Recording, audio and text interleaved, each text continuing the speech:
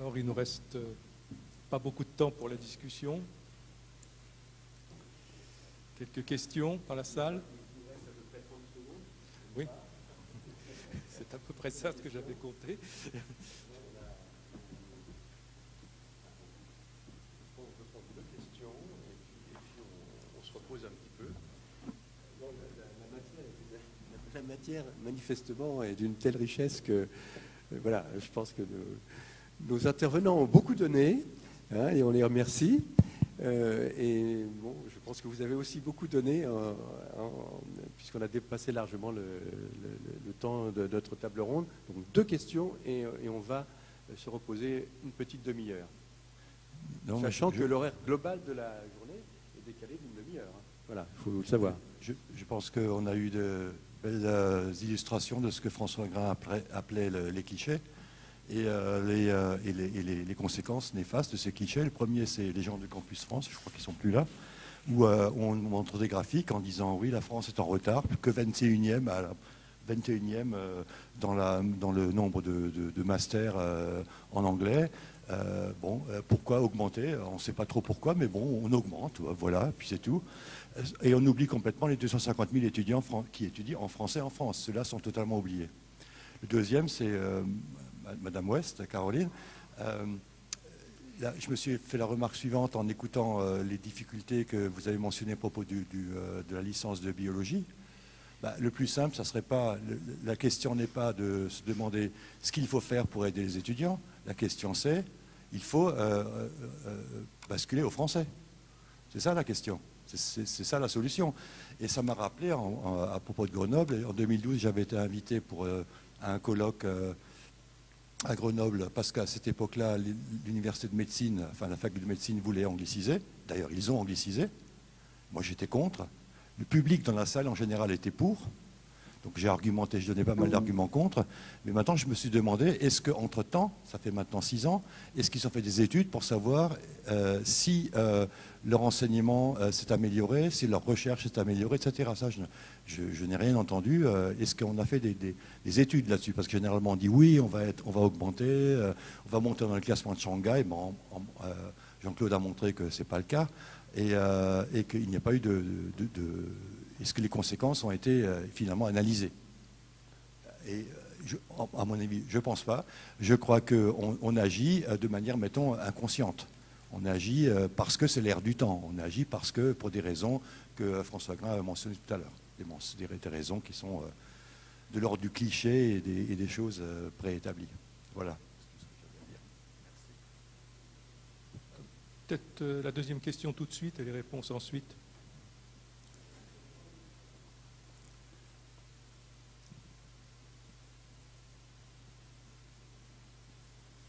Oui, bonsoir, vous m'entendez? Alors, ce n'est pas vraiment une question, c'est plutôt un complément d'information à l'exposé que nous a fait Caroline West sur la politique des langues à l'université Grenoble-Alpes. Je voulais simplement signaler 2 points parce que ça dépasse largement le cadre local d'une université pour atteindre le cadre national. Il s'agit tout d'abord de la certification en langue CLES, certificat de langue en compétences en langue de l'enseignement supérieur. Cette certification est abritée par Grenoble, mais c'est une certification qui, dans un paysage qui est largement dominé par ETS Global, doit être quand même soulignée parce que c'est une certification française accréditée par le ministère de l'Enseignement supérieur et de la Recherche, et c'est une certification qui est abritée encore une fois par le site de Grenoble-Alpes. Il y avait un deuxième point aussi qui a été évoqué ce matin et qui concerne SELF. Il faut savoir quand même que SELF, donc, qui est le système d'évaluation en langue à visée formative, donc le mot visée formative est importante. SELF permet de prépositionner justement les étudiants dans la plupart de nos universités françaises pour le passage à la certification en langue, et il a été quand même développé sur le site grenoblois, donc je tenais simplement à le souligner. Merci. Les réponses? Donc, je vous remercie pour toutes ces questions et à Yves pour ses remarques. Donc, juste pour répondre sur la biologie, Effectivement, passer les masters en français, pourquoi pas, hein, ça serait logique. Nous n'avons pas, ça fait 2 ans, hein, que les masters sont passés en anglais. Je pense que pour l'instant, on n'a pas assez d'éléments pour évaluer, pour savoir si c'est une réussite ou pas. Ce qui est malheureux, c'est que personne ne s'est posé la question de savoir en amont comment les étudiants locaux, donc grenoblois, allaient pouvoir prétendre à ces masters. Est-ce qu'ils allaient avoir une formation linguistique suffisante, etc. Donc voilà, c'est pour ça que j'ai parlé de politique des langues intégrées, parce qu'on ne se pose pas toujours les bonnes questions.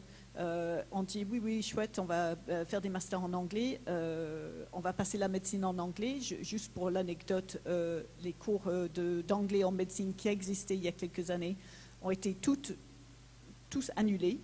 Le doyen de médecine estimant qu'il était plus efficace que les étudiants se trouvent un petit ami anglophone que d'avoir des cours d'anglais. Voilà, ça c'était le discours. Voilà, donc manque d'intégration, manque de réflexion d'un bout de la formation universitaire à l'autre. Qu'est-ce qu'on fait? Effectivement, la préoccupation principale à Grenoble actuellement, c'est le classement de Shanghai. Mais à quel but? Qu'est-ce qu'on fait de nos étudiants en licence? Classement de Shanghai, c'est pas ça qui les intéresse en fait. Voilà, donc c'est un vaste sujet de discussion, mais c'est un peu problématique, je vous l'accorde.